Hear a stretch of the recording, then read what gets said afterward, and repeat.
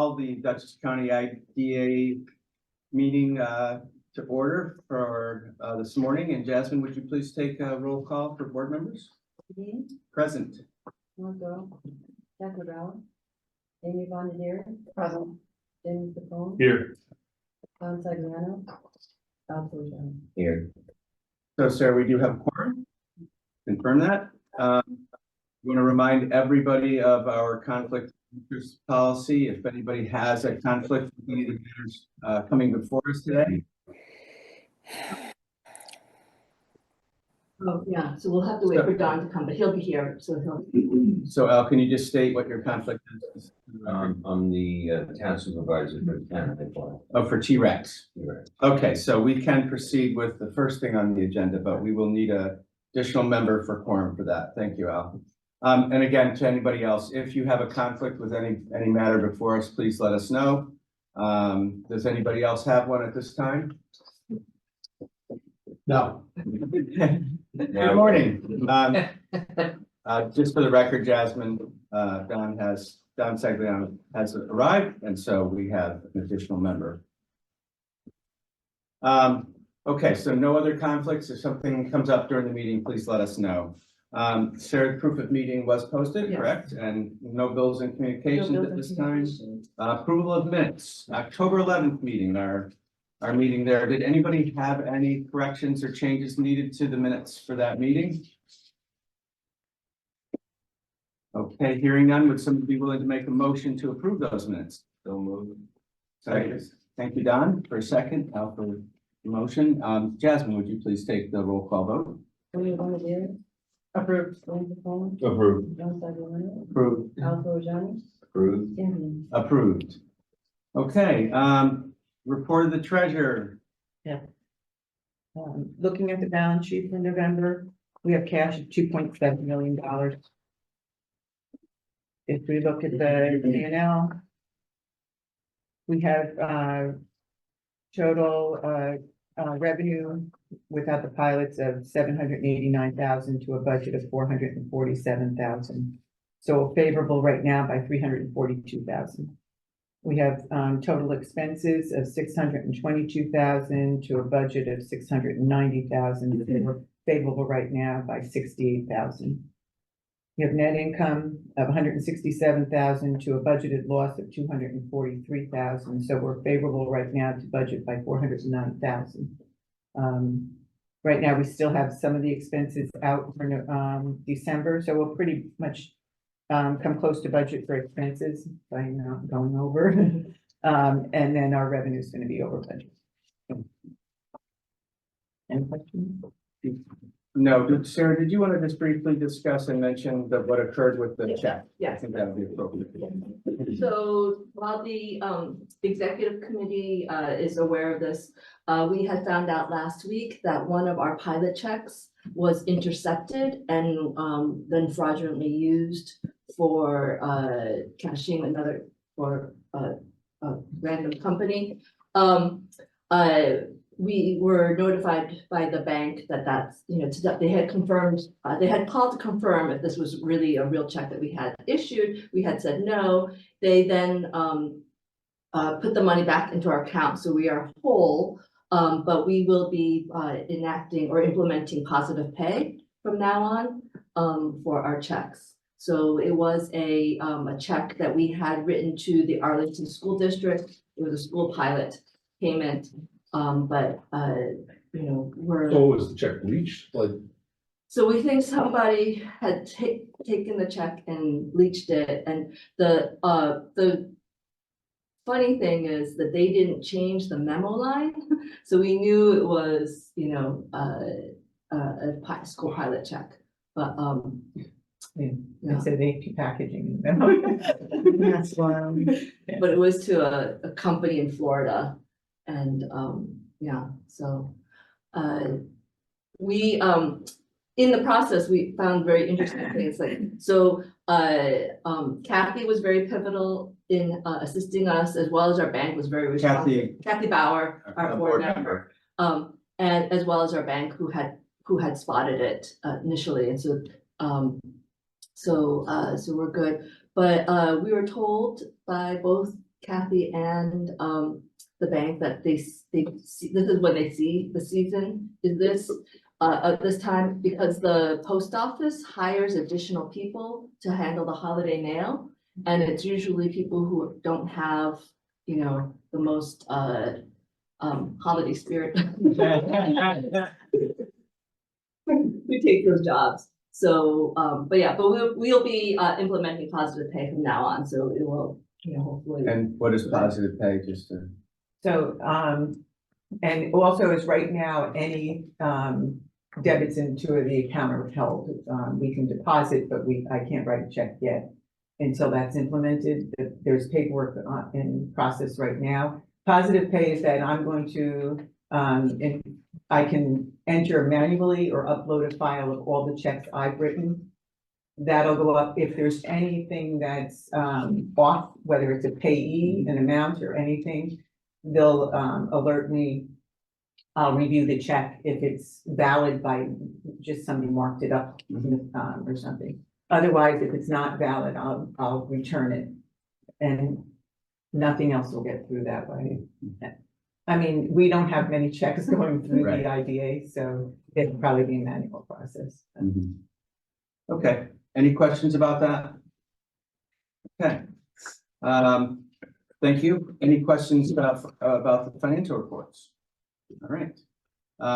Any reports of committees? We do have an update. So yesterday, the ad hoc committee for policy review met. I don't know, Jamie, if you want to say anything. No, it's good. It's enlightening. We spent about an hour and 45 minutes. We covered 3 of the 4 topics, and we're going to reconvene in January. Wonderful. That's great to hear. Good. Thank you. Unfinished business? No. Okay, new business. We have a consideration, proposal for consideration and approval of a final resolution for MHTC development. This is another one of the phases, and we have addressed these before. It is not a request for any new benefit. It's just a transfer of existing benefit within the structure of this this development. And Sarah, do you want to mention anything more about it? So we had, the public hearing for this was held last Wednesday. We had no members of the public attend, but we did receive written comments from 2 members of the public, which were forwarded to the board for your review. And as Tim says, this is just a reallocation of benefits that were previously approved for the master project MHTC. For Bertolozzi physical therapy. They are currently leasing space at Eastdale, but they've experienced tremendous growth while they were there. So they are going to be owning a larger space. And so it's 1st floor commercial and then 5 apartments above that. Okay. So does any board member have any questions about this? John Hedinger. We've got, yep, John Hedinger and Joe Kirchhoff are on the call, so to answer any questions. Good morning, everyone. Good morning. Any questions for them? Okay, again, this project seems to be continuing to move along as presented to us originally, and it seems to be building out very well. Joe or John, did you want to comment at all about the, what's remaining to be developed out there and how things are going? We'd be very happy to. May I share my screen? Sure.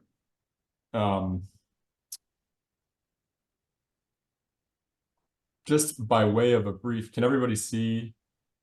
It's a little challenging for us because our Zoom has broken down, so we're using like my little laptop. Okay, all right. Well, very briefly, by way of a quick update as far as what's happening at Eastdale, we were pleased to pass along that the Refillery Storehouse, the Duchess Ambulatory Surgical Center, and Tomo Asian Fusion have all opened their doors for business over the course of the last few months, and have each had excellent traction coming out of the gate. Additionally, we're eagerly anticipating the opening of Buns Burgers and Barbu at 32 Eastdale Avenue in the early part of next year. Tim, to your question, there's a ever dwindling stock of undeveloped parcels within the town center. These are boxed in green. The vast majority of these have prospects tied to or committed to them already. And the two projects, one of which is the agenda item that we're currently, working along, are 335 Founders Way, which is leased to the Learning Experience, a national daycare operator, and 942 to 944 Dutchess Turnpike, which is going to be leased to Bertolozzi Physical Therapy. And as Sarah mentioned, Bertolozzi, and Melissa is on the meeting as well, is currently a tenant within Eastdale. And it's really been a phenomenal case study in the benefit that the IDA can bring to a project and really facilitate the growth of a local business. Melissa's business, and she could speak to it, more than I can certainly, but her business has expanded dramatically since she came to Eastdale, and she's using this project as a springboard to offer new services to a new, scope of clientele in addition to her current clientele. And she's really just outgrown the space that she's in right now, which is, currently 45 Eastdale Avenue. Joe and I are sorry to see her go, but, but we're thrilled for her. We're thrilled for her business, and we're thrilled for the longevity of 45 Eastdale as well. So. Yeah, Melissa, would you like to make any comments? Yeah, hi. Good morning, everybody, and thanks for, letting me join this meeting. Yeah, as John said, I've been a physical therapist in the area for my business opened actually about 15 years ago, December 1st. I was about 2 miles up the road from Eastdale. Obviously, when I saw the opportunity to move into Eastdale, I, took it, and, COVID put us behind a little bit, and I got in there in August of 21. Within, I would say, 6 months to a year, I saw this, just this growth and also the change in need of services for our population with like the baby boomers, and just we actually have doubled in our patient volume just in the 2 years that we've been at Eastdale.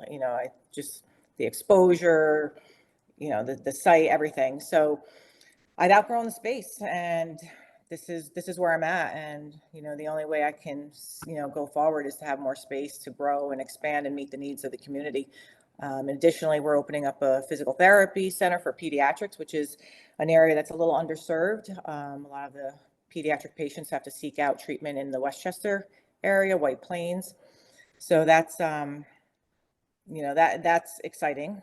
And we also have started the past year seeing students. We're actually a clinical site for Marist College right now. So just, all that combined, we are just too small where we're at actually to, accommodate the patient, volume that we have. So yeah, this is an exciting time for me. And honestly, without the support of the IDA, this is something that probably wouldn't happen for me. How many more staff have you had to add as a result of this growth?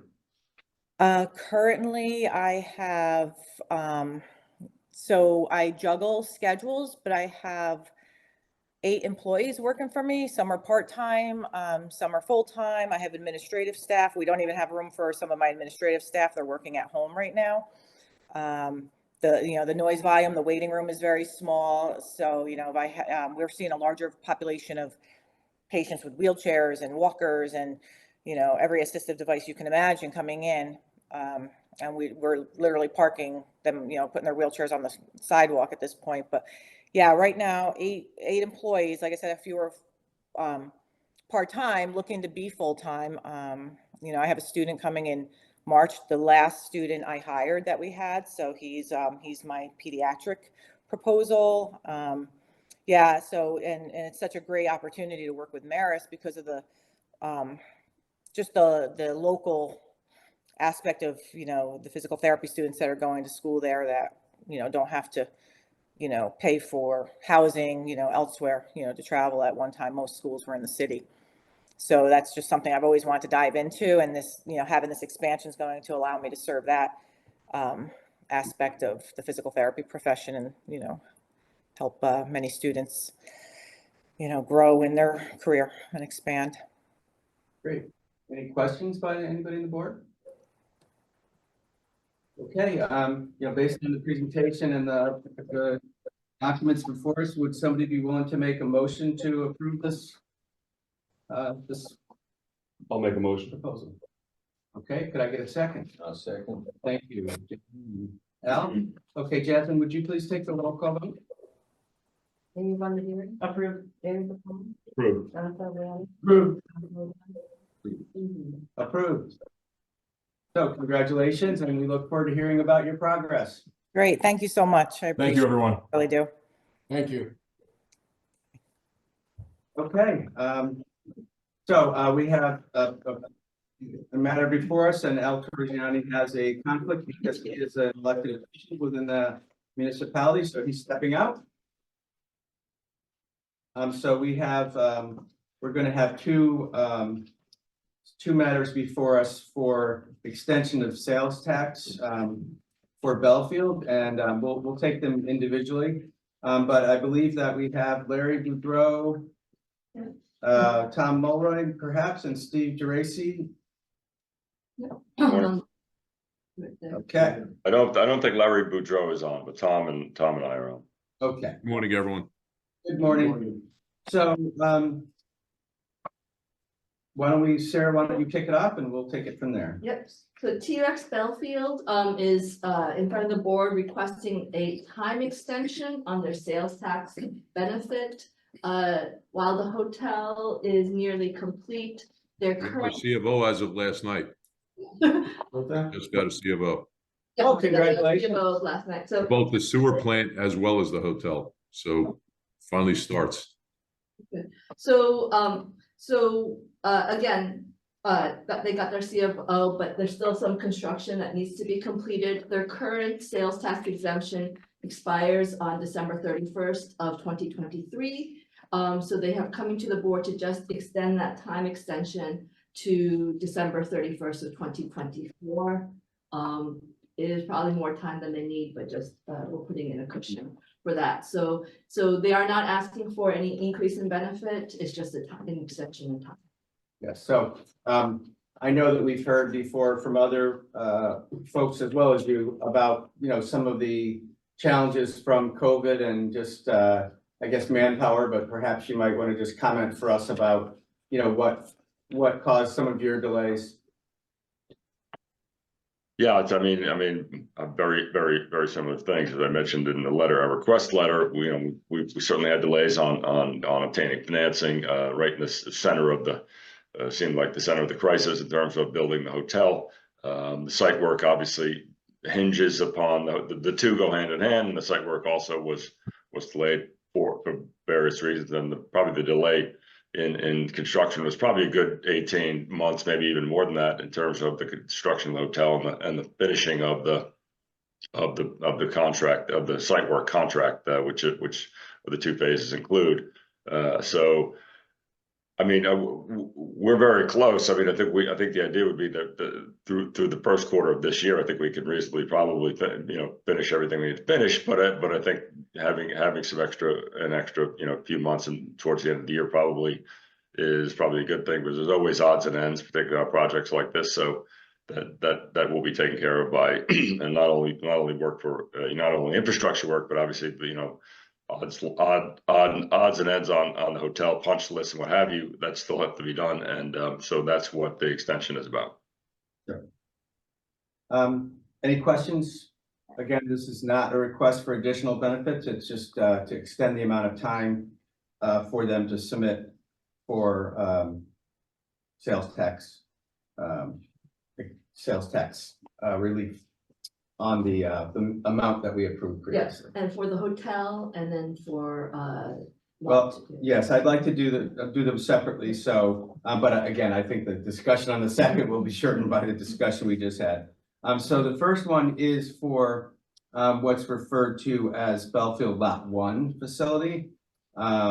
So would somebody be willing to make a resolution to approve this extension? I'll make a motion. Thank I'll you. second. the Thank you, resolution. Amy and Don.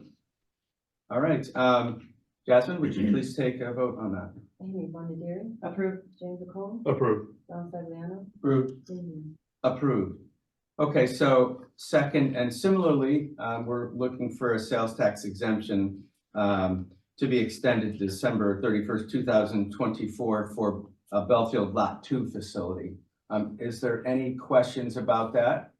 The only question I would have, and maybe the applicant, what's the difference between the two lots? Sure. Well, at some point, at some point, obviously, when we're first generating the idea of this development, there were, it was one obviously one lot and one project that somewhere in 2000, at the end of 2019, and part of the development, the evolution of the development was to build a hotel, and a parcel was carved off of the full lot, full infrastructure that was going into the project to build the hotel. So the 3.5 acre lot was carved out of the project, and it was it's being co-developed by a hotel manager and is a separate parcel of land. So what we did at that point in time, the original benefits were split between the site work and the hotel. So there were just whatever benefits existed at that moment were split to accommodate the building and the hotel, which was of course sales tax heavy because of all the raw materials and purchases, et cetera. So that's why the two parcels exist. No problem. Thank you. Good. Okay, any other questions? Okay, we have a motion and a second. So, Jasmine, would you please take a vote? Amy Bondieri. Approved. James McCollum. Approved. Don Sagliano. Approved. Mhm. Approved. Okay, so thank you very much. And you can visually see your progress and wish you continued success. Thank you very much. Thank you very much. Enjoy your help. Bye now. We appreciate your help. Yes. Thank you. So is that a motion for B and C? or- We did them separate. Yeah, but I thought we had the motion Oh. for B. Oh, do No, we we just did need both. to? I thought okay, I apologize, Oh. time out.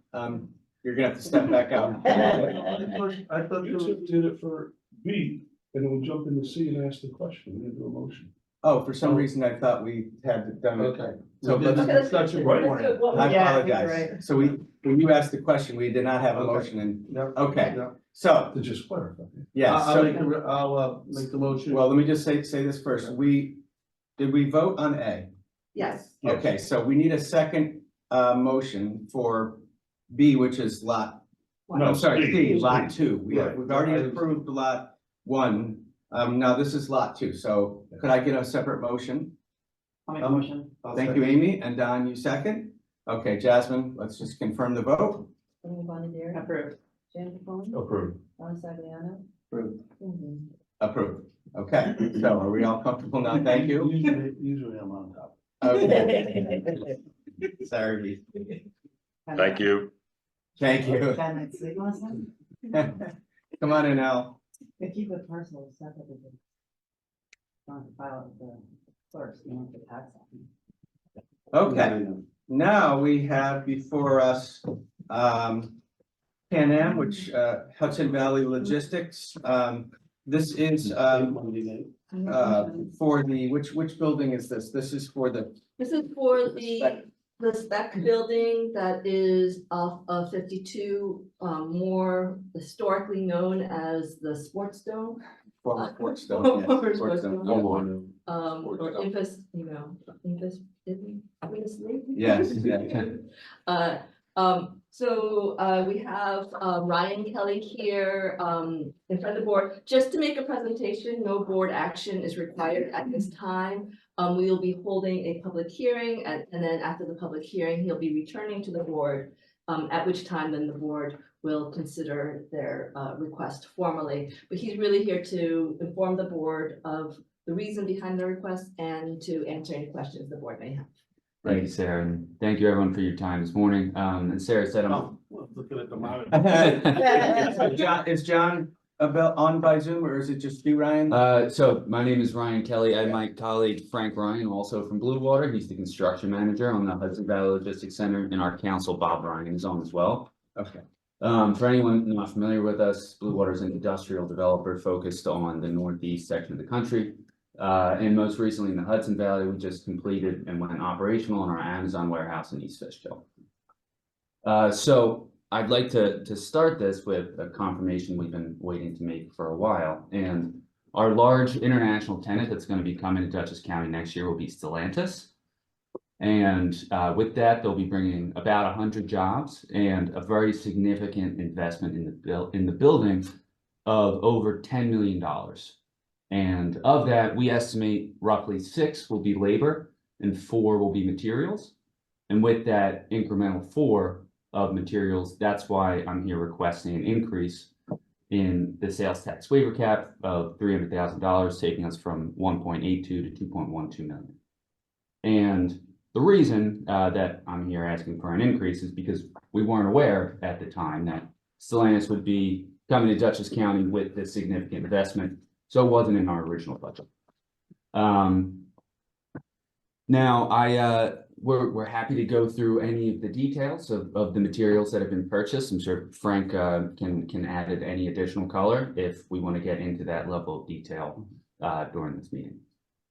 so I think, matter of, again, historical perspective. So, and for everybody may remember this, but this was a site that was a slab that had sat vacant for a number of years because of the, I guess, the economic challenges of the sports dome. And so this applicant did take that site and without having a tenant, based on our economic climate here, decided to build and find afterwards. And so, my recollection is that there was discussion that, there may be some additional needs based on once that tenant was lined up. And so I think it's a positive thing to hear about that they have found somebody. And I guess my other comment is that they wouldn't be here seeking benefit from us if additional monies weren't being invested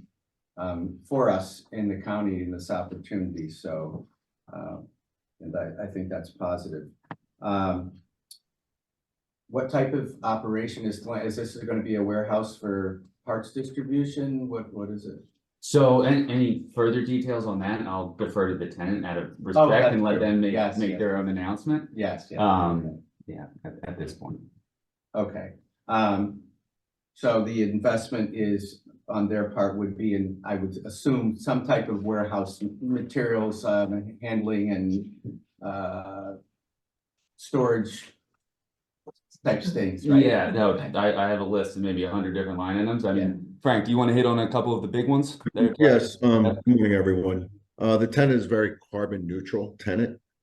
They increased the roof insulation in the tune of $500,000 in materials from which we would typically build or install an R19 value insulation into a R30. There are a fully electric heat pump building where we would typically install gas fire heating units. Here they're putting in heat pumps. Rough estimate on those costs are in the $1.5 million range in materials. In addition to that, they are very safety conscious. They upgraded the entire fire protection system throughout the building to a 400,000 gallon water tank versus the 250 that we had budgeted, or excuse me, this, in our original spec. Increased the piping size throughout the building in the tune of about $1.2 million in materials. And then they had some other electric gear upgrades to support the heat pump system in the building in the tune of roughly $400,000 in material upcharge. And then the typical office build out, which we didn't expect in our spec building. It's probably in about $650,000 range above materials. So that's just a few highlights of the upgrades, but it touches on the big picture. So it's not even really add-ons, it's really improvement of the shell itself. That is correct, yes, sir. Which in the event of the first tenant failure, that certainly will be positive things for anybody else that would, be considering using the buildings. Yeah, as Fred stated, they're very focused on being carbon neutral. Mhm. That's driving a lot of the investment. Got it. What's the name of the proposed? Stellantis, Stellantis. correct. Okay, They are, I know you. okay. Sorry. What's the size of the warehouse that you built 530,000 square feet. and they're occupying? 80%, yeah, And do you have another tenant or is that still to be not at this time. determined? Okay. Any other questions? Would somebody be willing to make a motion? No. Oh, I'm sorry, my apologies. Yes. I'll be back. Okay. Does anybody have any concerns that they would like to make them aware of at this point that, you know, they would want to work on before coming back to us? Thank you very much. Thank you for your time. coming and being proactive. We appreciate that. Thank you, everyone. Appreciate your time. Have a great day. Thanks. All right, yes, I have to get another. Conflict. no problem. Okay. Thank you for coming. I and helping think us. there's no other road. I think I sat through is this the same presentation? you gave to the legislature? It's right, Okay. because it's third quarter outcomes. Well, It was good. I have the hard copy. so- You did. And you'll have. Shoot, the that's minutes. what I gotta get. Well, thank you for coming. I We gotta appreciate it. learn. So, Happy holidays. Yes. thank you. for Christmas. Thank you. Yeah, I have a new granddaughter. There we go. Good. It's great. That's awesome. So we're talking about greatest Christmas gift. What's that? Go ahead. No, this is wonderful. Yeah. Babies always take priority. Okay, so Elaine, go ahead. Yeah, so, I've given up on the video thing, we moved to paper, help share, what we've accomplished as well as Archman Hudson and the Hudson Valley Film Do Commission. we have the ability to share on the screen or? No, I've given up. on Oh. that. Because it never, something always goes wrong. Oh, I got So, third quarter was very strong for tourism, hotel occupancy tax. I'm sorry, I just want to interrupt you really Yes, quickly. sorry. So this, is the document on our website so that other people can see it? I that are attending this believe meeting? it was provided, it's in your packets. Yes, it's in our And packet, so, so if, okay, Sarah's not in the room to comment on that, but, okay. I'm hoping No, that thank that is the case. I hope so too, if not, we will absolutely. It was posted, Jasmine said. Thank you, Jasmine, appreciate that. Okay, go ahead. Sure, so, keynotes, we got our economic impact numbers from the state, they contract with Oxford Economics or Tourism Economics, which is an Oxford economics company every year to provide the information for us on our outcomes, including visitor spending, which this year was a record, or excuse me, not this year, 2022, because this was not over yet. Was a record $706 million spent in Dutchess County by visitors, far exceeding our projected goal. Taxes collected, state and local, were 88.4 million, and that was less than 1% under our goal. So a pretty good guess on our part from there. Occupancy tax collection for this year, for this quarter in 2023 by the county was up 12.3% over the same period last year. So we had, despite the rain, we had an excellent fall. One of the reasons for that is our marketing reaches places that require people to come and spend the night. So if the rain is coming, they don't care, they're still coming, they booked hotel rooms. So that's not been an issue. That's really a day tripper issue. And we worked very hard over the years to flip that. Whereas in 2018, the majority of our visitors were coming up for the day. Now the overwhelming majority are coming for overnight stays. Quick question on that. Yes. Was the reason they came up for the day because we didn't have the availability of enough hotel rooms?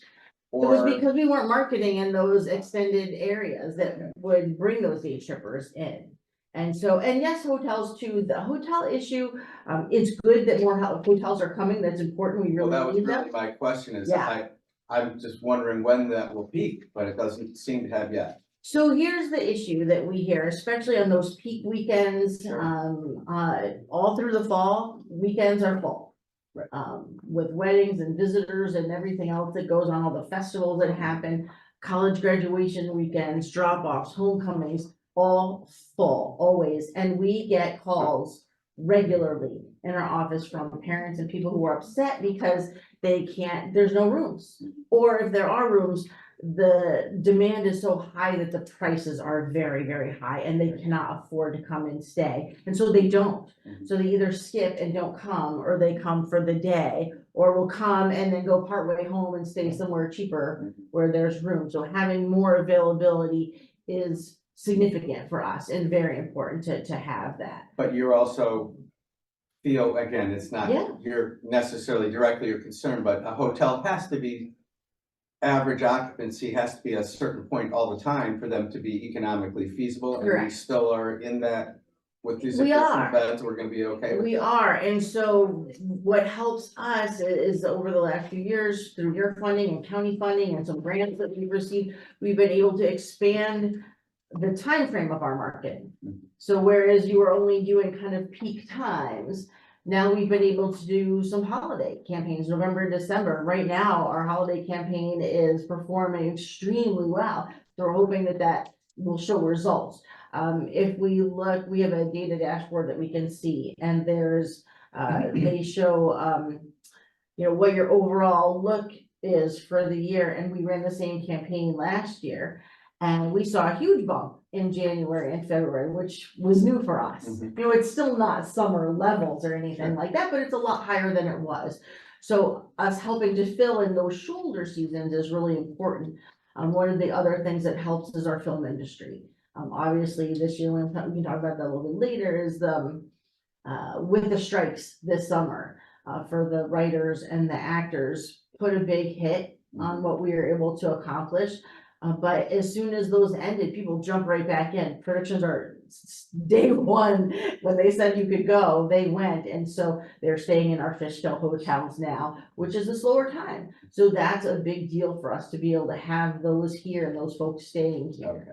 Well, I didn't mean to knock you off your. No, that's all right. So local productions are back up. They back up are. running, okay. They are, and there's a lot of exciting things coming. I spoke with Laurent yesterday from the Hudson Valley Film Commission, and we have 2 productions, that one moving from Canada to the Hudson Valley and one moving from New Jersey here. So obviously working really hard to make sure they find all the locations they need, hopefully all here in Dutchess, and so that they can stay here and bring that. But a lot of other things are moving very fast. So Jamie, you haven't seen any calls for extra work? Nah, my phone doesn't ever ring. We have some casting companies in the county that are doing really good work in getting our people employed in those films, so I'll connect you. If you want to flip to page 2 there, just a couple of things I want to highlight. Our social media continues to grow. That big circle, the green circle on the right, 24% growth in our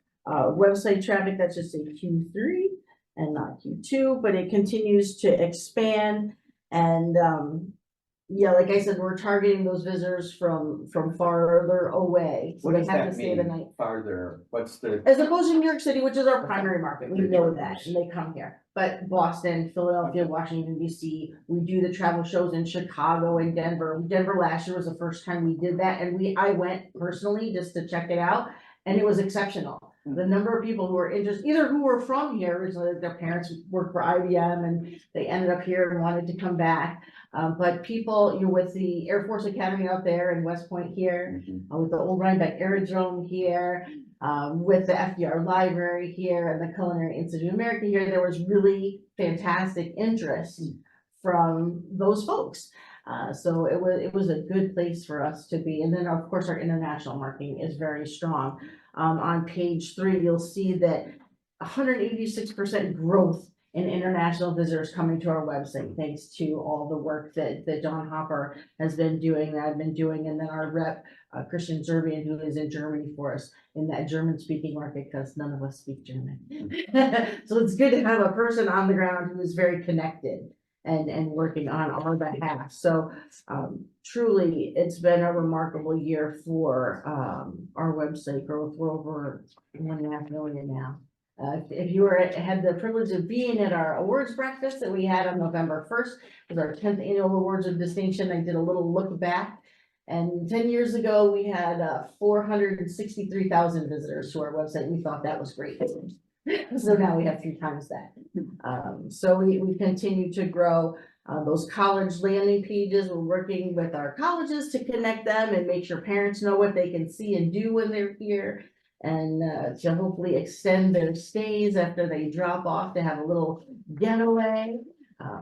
Lots of different tactics there. The next page, talking about our PR and advertising. Christina Lubergy, our Director of Communications and Marketing, attended the Society of American Travel Writers Convention and met with 264 international travel writers and communications people to tell the story of Dutchess County.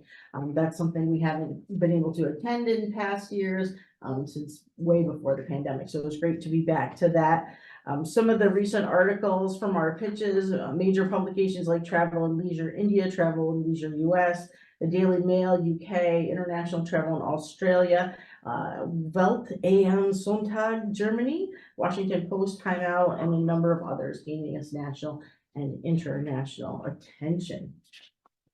You want to flip to page 6? Talk about agritourism. That Travel and Leisure article, India, was through a partnership we have with Brand USA, and that we made the top 5 culinary destinations in the USA that are set to take the food scene by storm. And really looking at the Culinary Institute of America, but also highlighting our Farm Finder brochure, our craft beverage brochure, the CIA Chef Finder, and some of those other key partners that we have in the region, highlighting the excellent culinary experiences that we have here.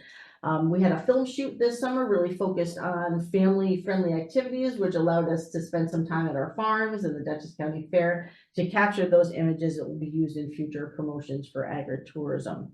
Also, some key spotlights this fall. Obviously, our farms shine, especially in the fall. So, having presentations and blogs on the Sheep and Wool Family Festival, the Hudson Valley Wine and Food Festival, Pick Your Own Apples, Pumpkins, and More, Best Cider Donuts, the Dutchess County Fair, all of that.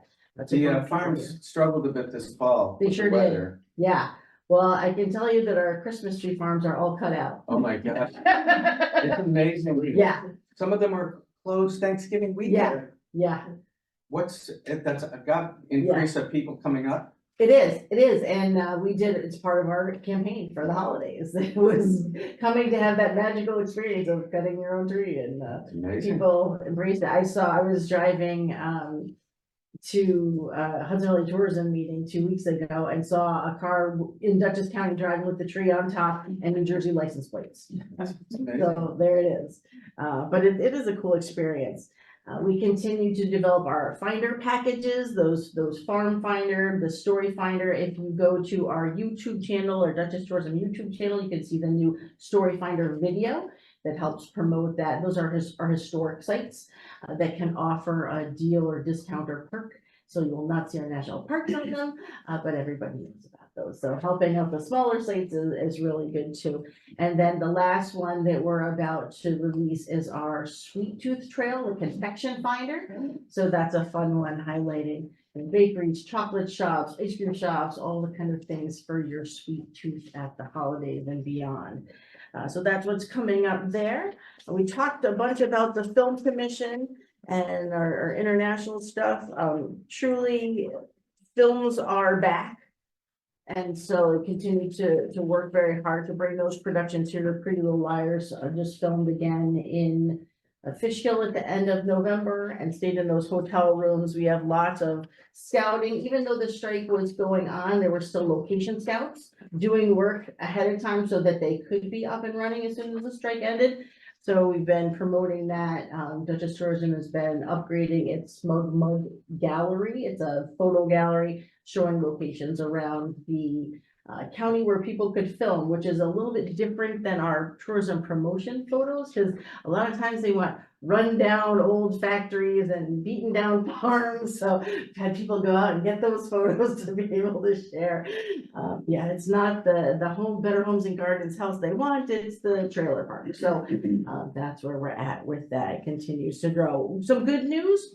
On page 11, you'll see Sing Sing. which was filmed at Downstate Correctional Facility last year, world premiered at the Toronto Film Festival to rave reviews from Vanity Fair, Hollywood Reporter, and others, and was picked up for distribution by A24, which is a major studio. So good things happening in the film industry. Arts Mid-Hudson continues to do great work. On page 12, you'll see some of the partners in the arts, funding grants for that program, and the visitors for those events that brought in. We really tasked them with focusing on more major arts and entertainment events that would bring in tourists and a lot of people and that income. So La Guelaguetza, which is a Oaxacan Mexican festival that happens in Warriors Park in August, end of July every year. They had more than 7,500 attendees to that. I was there. It was spectacular. We've never been. I encourage you to go. The Poughkeepsie Jazz Crawl was a new addition to the Jazz in the Valley weekend. Jazz in the Valley concert is always on Sundays at Warriors Park. They added a jazz crawl on Saturday to expand and encourage people to stay overnight. So they went to multiple locations in the city of Poughkeepsie that day, and that brought in 1,100 extra folks. New York State Film Summer Season, they're working with Marist College now, so that's a new venue from Vassar for them and expanding their reach there. And then some other programming at the Bard Hessel Museum there for curatorial studies. So you can see that graph there. Still lots of Dutchess folks benefiting from these programs, but a lot more from outside of the area coming in. Any questions? No. Nice format on the report. I really like Thank you. it. My team is awesome. Like, guys, we need to. Sarah, this was put up on the website, so. Yeah. Trying to make it easy to read and also inspirational, and you should be proud and excited about where you live and tell everyone about it. Because it is special. And there's so many people talk about, high taxes and this and that, but you know what, sometimes you get what you pay for, and the beauty that we have and get to enjoy every day. This is a place where people spend their vacations, and we should get out and enjoy it more. I think the line on the front page says, kind of highlights really what you've done. If county residents had to replace the net new money contributed by tourists to our economy, each household would then have to pay an additional $791. Mhm. So even if you don't think tourism applies to you, it applies to your wallet. And it drives investment, and you see that here every day. So, refresh our memory on how much the IDA supports your organization. That's an awesome question. Remember that was kind of. I was really ready. So our annual contract with Dutchess Tourism is $425,000, of which 20,000 goes to the film commission and 25 and 100. 100. and 100. That part, I remember, I have to do the math and work out my part. And how long have we been at that level? Since 2014. 2013, 2014. When Before we my became time. independent, I know. No, it was before, Was it before it that? was when, Mark Molinaro became county executive. He had asked, before then, the contribution was about $250,000. We appreciate it and try to use it very wisely. Seems like it's working. Yes, thank you very much. Any other questions? Okay, thank you. Thank you. Get out there and enjoy it. Go see our videos, they're inspirational. Share them with everyone. Well, to some of the events too. That I just wasn't really that aware of, and it does make me want to go check some out, like the jazz or the, Yeah. Like yelling pizza. yeah. Yeah, and one of the new events too, this is year 2 for it, is the Beacon Bonfire, and that's included in our outlet funds there. They brought 3,000 people in. I was so happy when Kelly Ellenwood, who helps organize this event, last year when she brought the idea to me, and I said, thank you so much for doing it in November. It's like the first weekend in November, because September and October are full, and she knows that. And so they've done a fantastic job with this festival and really creating something unique that moves people throughout the whole city to a ton of different venues, and seeing 100 different artists and performers, and so they're excited to make it grow and work with the county to also extend. There's the Beacon Free Loop, which is a partnership shuttle bus from the train station with the county and the city of Beacon to run it on Sunday, because county bus system doesn't run on Sunday when tourists are here. And so that's something that we advocate for growing. So that helps significantly, because then people could go to all these things and not have to, And if anybody's ever been to Mount Beacon, you know, Breakneck yeah. during anytime when the weather's not icy, I mean, it's just mob, and people come up and Can't park. yeah, they come up on the train and then they leave, you know, if we could get them to stay. Well, and that's why we developed the Zen Finder, because that highlights all the other really cool, amazing parks and hikes that you can do. So go do Mount Beacon one time. Right, Go but if check you it out. come up on the train Yeah. and there's no bus, Yeah. you're not gonna stay. Right, you can't get to other things, Right, and there's the so- Beacon Kids Spring Shuttle, and that helps, but it's still getting the word out there, and, because it's a lot of new folks coming too. Well, thanks again. Thank you. All right, let's see, next on the agenda is, Is the LDC reporter. It's we're gonna do that at the IDA. Yes. because Yeah. the IDA has a contract with LDC. Yep. Clarifying why. All right, so you're gonna handle that? Yeah. Unfortunately, I don't have quite a sexy presentation, so you can just bear with me. But we're doing really well. We're pretty much hitting all our marks. There are some places where we're gonna probably end the year a little bit lower. Yes, it's this gray down. It's the grid that you have. Right there. Yes, a little lower because of what we're seeing at the national level of the economy. So that being said, in terms of our business attraction program, we attracted Can-Am earlier this year, which then exceeded our capital attracted and jobs to be created. We have attended the scheduled trade shows that we had planned. Where we're gonna see a little bit of a shortfall is the number of requests for information for sites. That is consistent with what we're seeing in the economy is a lot of businesses were holding off because of high interest rates. So we saw a real dip in second quarter. It came up in third quarter, but now we're seeing a slowdown again. We do think based on what we're reading, first quarter of next 2024 will remain soft. But you know, we're optimistic with the Fed's holding the interest rate without changing the interest rate yesterday. And you know, hopefully the economy will change and we'll see some more projects. We are challenged though, because I will say in 2014, Dutchess County industrial vacancy rate was a little over 12%. And right now our industrial vacancy rate is just a little over 1%.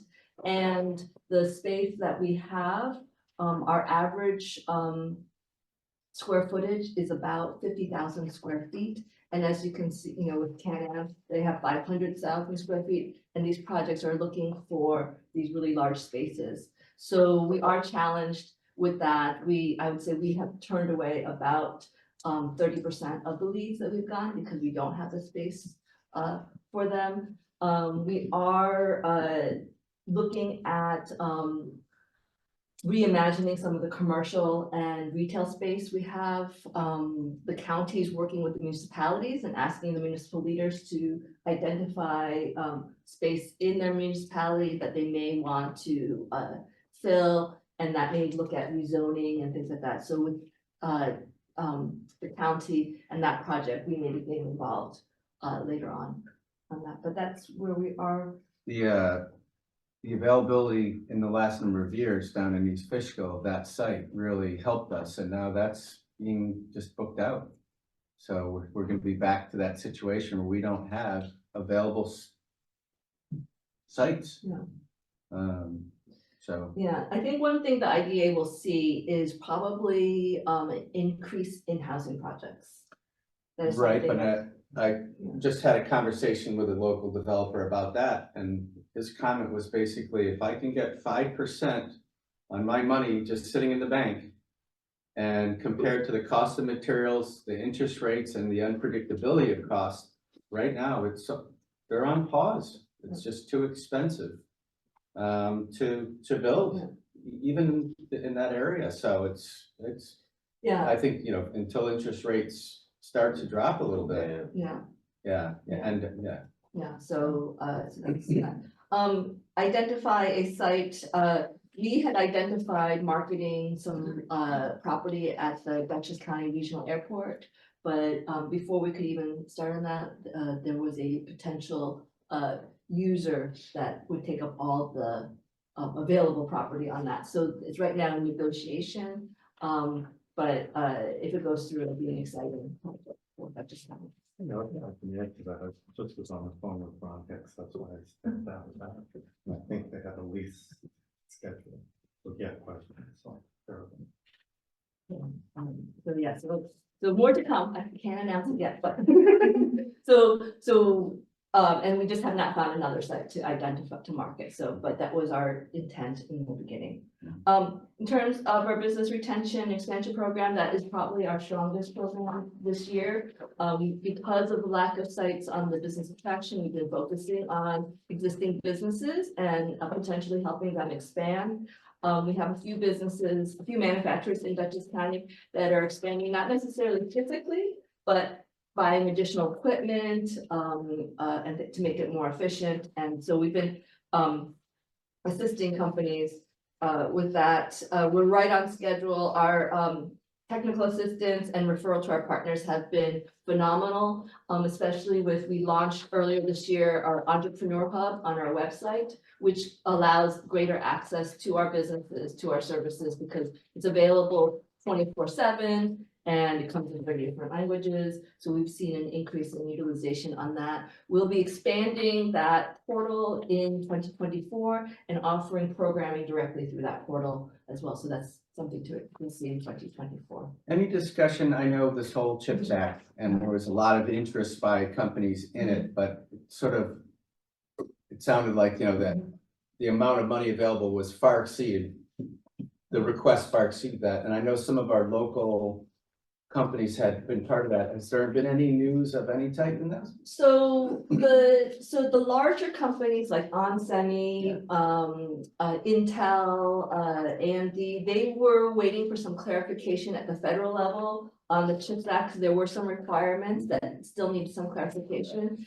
I think they're still waiting a little bit for clarification, but there is a little bit of baby steps moving forward. So that's good news. The federal government also, as well as New York State, just launched a new program for smaller companies that are making less investments. To be involved in the CHIPS Act, you had to invest over I think $100 billion. 100 billion? Yeah, $100 billion dollars. This one is for companies that are going to invest $300 million or less. And so it's a new program helping in terms of supply chain and expansion in that. So we're working with New York State right now to do what's called a semiconductor mapping program to see what companies are in that supply chain that might be eligible for those programs. Amazing that, a couple of years ago, if someone was building a fab that was $1 billion, it was a big deal. And now you can't even get consideration if you're not at 100 billion. Seems like that money's going upstate above the thruway though, no? So, yeah, so Micron is investing $300 billion. That's out west. Right near Syracuse. Yeah. So, but it's not, that 300 billion is not just for Micron itself, it's also to invest into their community colleges, their high schools, housing, childcare. There's a lot of other things. And then there is some in Albany in that corridor there as well with the nanotech they just announced. Yes, so nanotech, I believe, Albany Nanotech was just named the National Science National Science and Technology Center. What that allows is a lot more investment from the federal government in the semiconductor Research Center, and it's the only publicly owned NST, I believe. So, or state-owned NST in that program, so that's good news for New York State. Just real quick, marketing, we're doing well, in marketing, our social media is doing well. Where we're falling a little short is,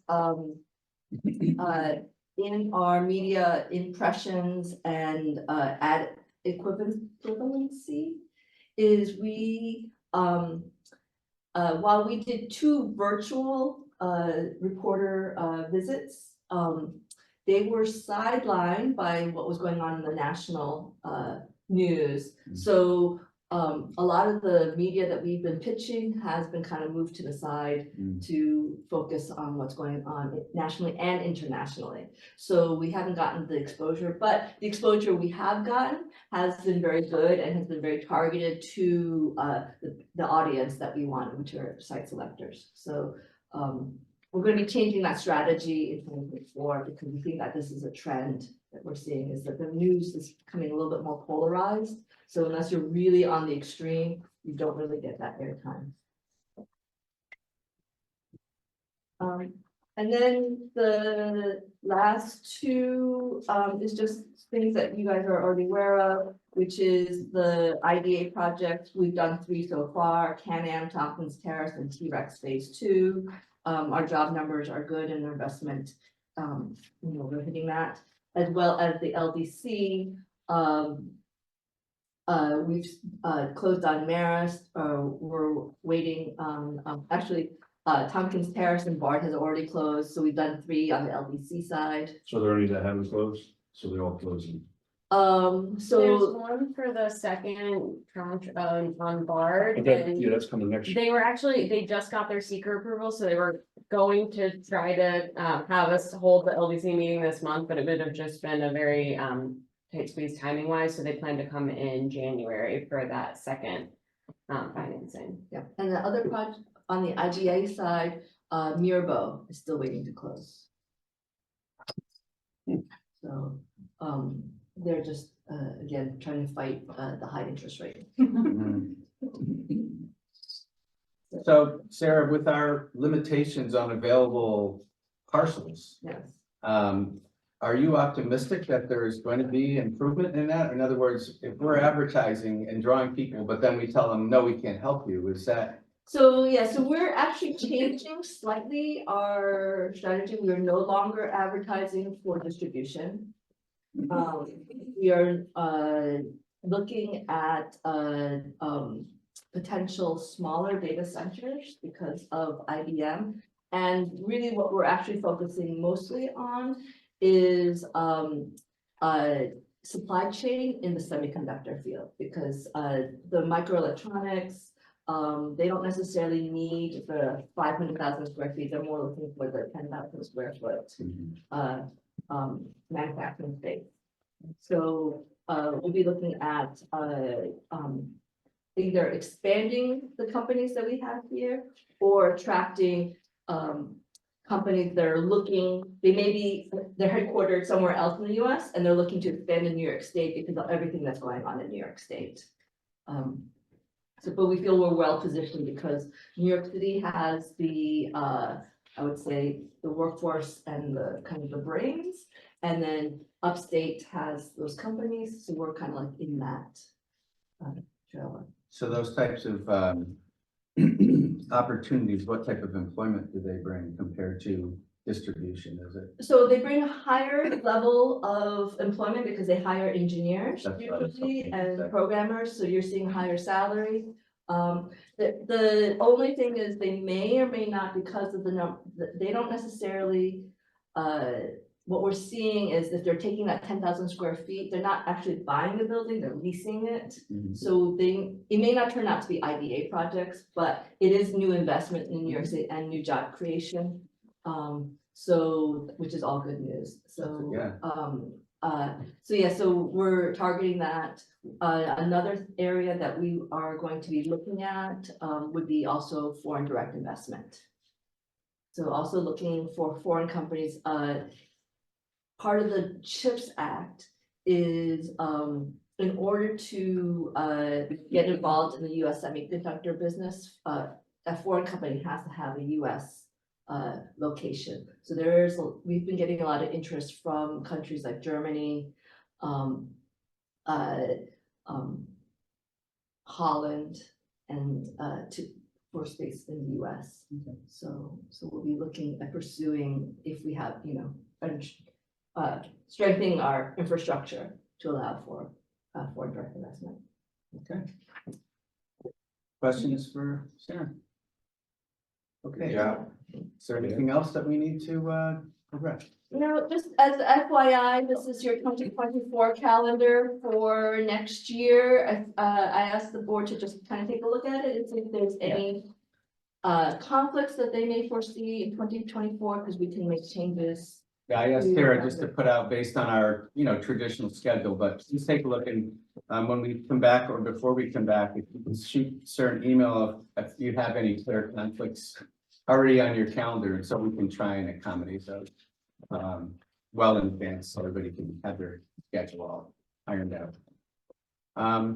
Absent that, I just want to wish everybody a very happy holiday season. Thank you to the staff and all the board members for your service, and looking forward to a good 2024. Will be. Thank you. All right. The meeting is adjourned. Thank you. Thank you.